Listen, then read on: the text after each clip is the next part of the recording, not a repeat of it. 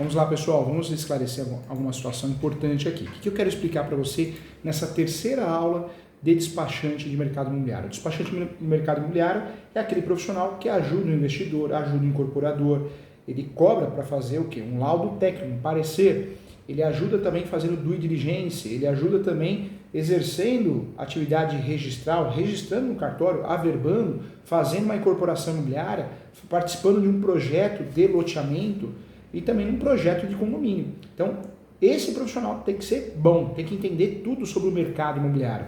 Então, nós falamos aqui lá na primeira aula como adquirir uma propriedade, forma originária, forma derivada.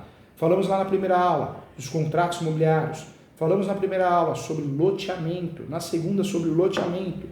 Na primeira foi incorporação, a segunda loteamento. E agora não poderia ser diferente, não deixar de lado o condomínio, tá? Então vamos entender tudo sobre condomínio e eu conto com você. Vamos lá, vamos juntos aqui, olha só. Qual que é o conceito, professor Júlio, de condomínio?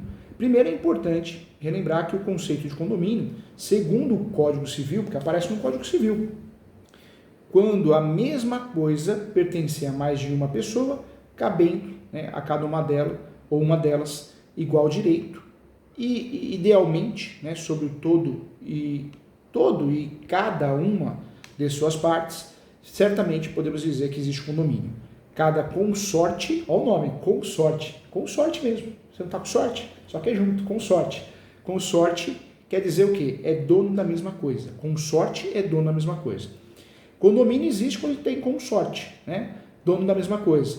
É um direito, dono da mesma coisa, mas esse direito é delimitado pelos iguais direitos dos demais condôminos na medida de suas cotas, tá? Ou seja, resumindo, deixando mais didático, condomínio de fato, a situação quando duas ou mais pessoas têm direito sobre um bem imóvel e exercem em conjunto esse domínio, sendo coproprietários em igualdade de direitos e deveres.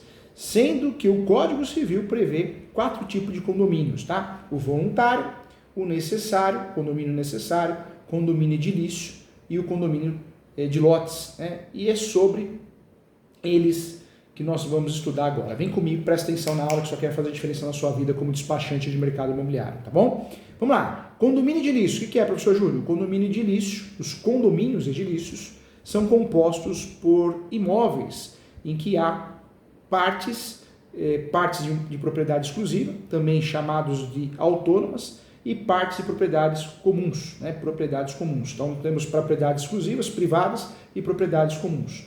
As áreas de propriedades comuns, ou comum, são portaria, vamos lá, piscina, salão de festa, estacionamento, em alguns casos, porque tem vaga privativa, né? Então, são grandes exemplos. Ou seja, todas as áreas que todos os proprietários das áreas exclusivas, privadas, podem usufruir e têm direitos a partes iguais. Quero lembrar a você que os condomínios edilícios podem ser residenciais, comerciais ou industriais, tá? Basta serem imóveis com áreas individuais e comuns. Então, importante para você entender o que é condomínio edilício. Vamos para o próximo. Condomínio necessário, hein?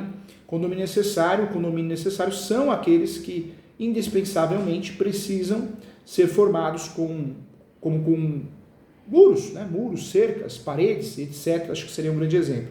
Eles devem ser estabelecidos, seguindo as orientações da legislação brasileira. Condomínio tem regimento interno, condomínio tem convenção condominial, tá bom?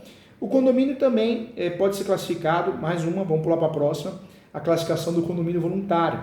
O condomínio voluntário, os condomínios voluntários são aqueles criados a partir de uma vontade própria de um grupo de pessoas que podem ter laços familiares ou não. Essas pessoas se unem entre si e fazem um acordo sobre os que unem, né? Alguns exemplos de condomínio voluntário são compra e venda por duas ou mais pessoas, compra e venda de um terreno por duas ou mais pessoas, uma sociedade. Os condomínios voluntários também podem ser construídos para fins residenciais, comerciais e até mesmo industriais, tá? Condomínios de lote, gente, vamos lá, para o próximo, condomínio de lote, tem que saber tudo, hein? Tem que dominar tudo. Os condomínios de lote são condomínios fechados, ou seja, né, de terrenos onde cada terreno é uma unidade autônoma e as áreas comuns são aquelas que constam com a responsabilidade e proporcionam direitos iguais a todos os proprietários das áreas autônomas.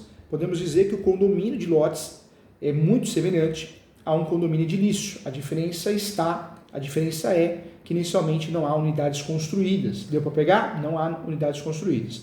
E aí eu trago para você que um condomínio de lotes é diferente de um loteamento. Eu acho que passou isso na sua cabeça, pois no loteamento você adquire-se apenas o espaço do lote, ou seja, um terreno dividido em partes menores, tá bom?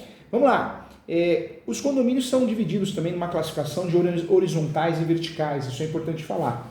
Olha, ganhei um sonho de valsa, a gente adora, hein? Que bacana, que legal. Vou tomar uma aguinha aqui.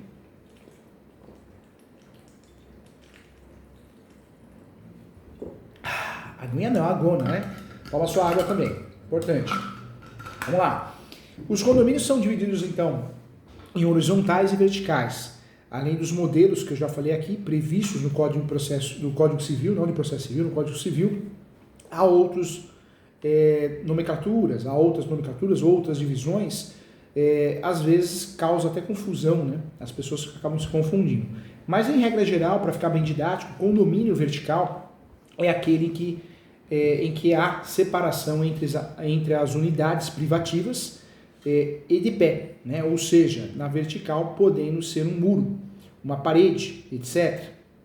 É o caso, para ficar didático, o caso de casas, condomínio de casas, sobrados, por exemplo, condomínio vertical. O condomínio horizontal ou condomínios horizontais,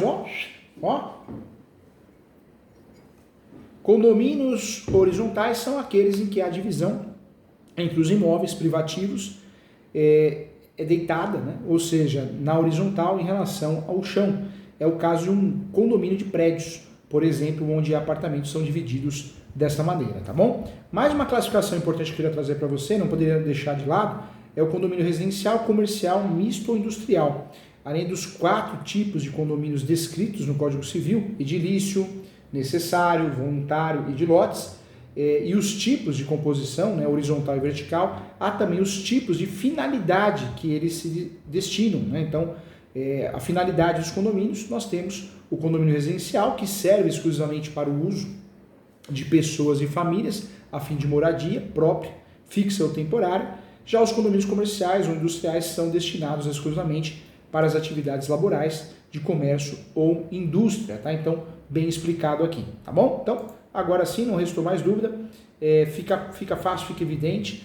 Trago para você, então, que o condomínio voluntário não vai esquecer, como o próprio nome diz, o próprio nome aduz, esta modalidade é de condomínio, esse condomínio é fruto de um ato negocial, portanto, voluntariedade de todas as partes envolvidas, disciplinado nos artigos 1314 até o 1326 do Código Civil, tá? O condomínio voluntário você vai achar no 1214 até o 1226 do Código Civil.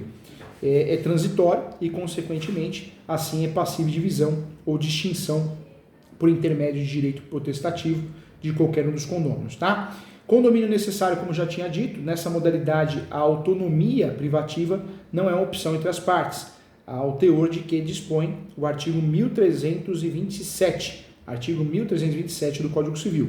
O condomínio necessário é aquele formado pela meação de paredes, cercas, muros, valas, sendo atingido por disposições especiais.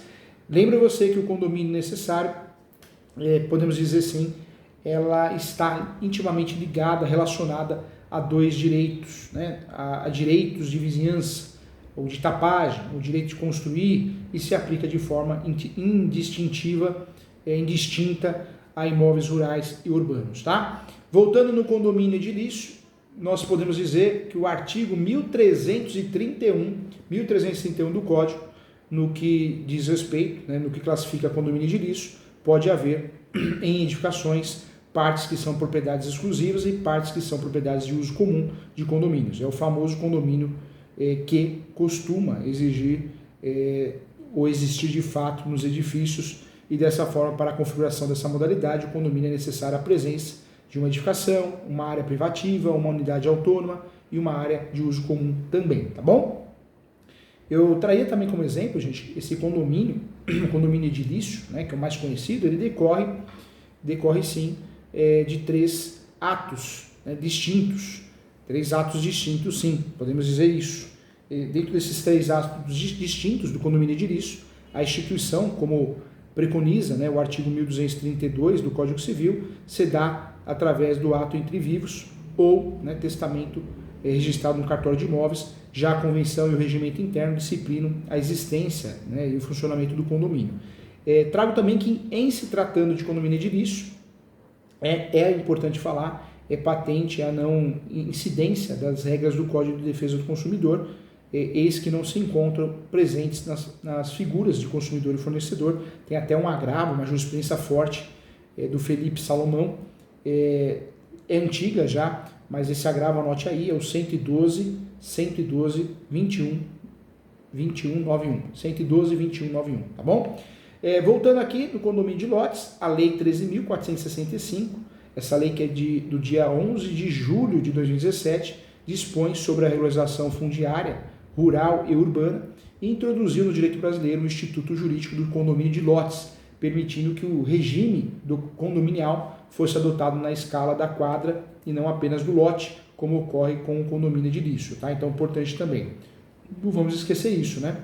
Então, é importante. Por se tratar de lote, dispõe a Lei de Parcelamento de Solo, a Lei 6766, 79, que considera-se lote o terreno servido de infraestrutura básica, cujas dimensões atendem os índices urbanísticos definidos pelo plano diretor ou lei municipal para a zona em que se situe, tá bom? Em relação ao condomínio entre herdeiros, não poderíamos esquecer, também é chamado de condomínio fortuito, que é o condomínio que se estabelece entre vários herdeiros no momento da abertura da sucessão, do falecimento, e que finda, né, como o encerramento da partilha. Todo o patrimônio do falecido passa a ficar em condomínio, de modo que os herdeiros são condôminos, né, entre si, até a ocorrência da partilha de bens, extinção de condomínio, um comprar o direito hereditário do outro. Então é uma realidade. Não iria deixar passar o condomínio, chamado condomínio em multipropriedade. Por se tratar de um condomínio com vários titulares, indica a Lei 13.777, uma lei de 2018. Eu compro uma casa, uma mansão, mas eu tenho vários sócios, aí eu tenho minha cota à parte, eu posso usar naquele período. Isso é a multipropriedade, tão falada no passado. Também importante considerar, também saber que existe. Não pegou nas grandes metrópoles, mas em algumas regiões até que deu certo. Tem muita gente que tem cota à parte de uma multipropriedade, tá? Então é importante falar sobre isso. Legal, agora sim, estamos preparados para o mercado imobiliário, tá bom? Agradeço a você, um grande abraço e até a próxima aula.